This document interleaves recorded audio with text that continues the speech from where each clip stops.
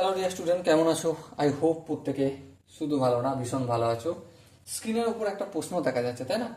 প্রশ্নটা কি দেখো, প্রশ্নটা বলেছে যে একটি সামন্তরিকের একটি কোণ 80 ডিগ্রি হলে অপর কোণগুলির মান কত। দেখো, এই হচ্ছে আমার সামন্তরিক। নাম দিই, হ্যাঁ নামটা দিয়ে দিই, এ বি সি ডি। ঠিক, আচ্ছা। এখানে সাপোজ মনে করো এই কোণটার ভ্যালু হচ্ছে 80 ডিগ্রি। ওকে, নো প্রবলেম। আচ্ছা, এই কোণটার ভ্যালু যদি 80 ডিগ্রি হয়, সামন্তরিকের একটা ধর্ম আমরা শিখেছি। কি শিখেছি?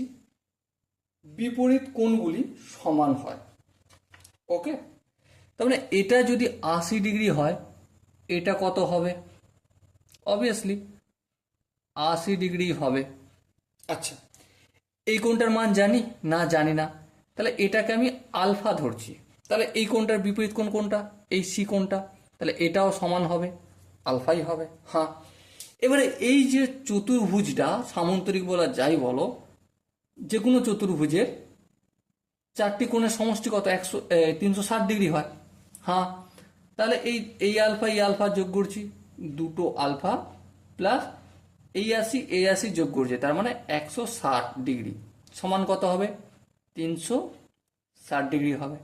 ওকে, তাহলে 2 আলফা সমান কত? 360 আছে এখানে, আর এই 160টা এদিকে আসলে বিয়োগ হবে, এই 160 ডিগ্রি লিখলাম। 360 থেকে যদি 160 বিয়োগ করি কত হবে? 200 হবে। তাহলে আলফা, 2 আলফার মান হচ্ছে 200, সো আলফার মান কি হবে? 200/2, তার মানে 100 ডিগ্রি। তার মানে এটা হবে 100 ডিগ্রি আর এটা হবে 100 ডিগ্রি। ওপর কোণগুলোর ভ্যালু কত? দেখো এখানে অপশনগুলো যে আছে, অপশন বিটা দেখো, 180, 100, ওটাই হবে আমাদের সঠিক আনসার। আই হোপ এই অঙ্কটার, এই কোশ্চেনটার প্রতিটা স্টেপ বোঝা গেছে।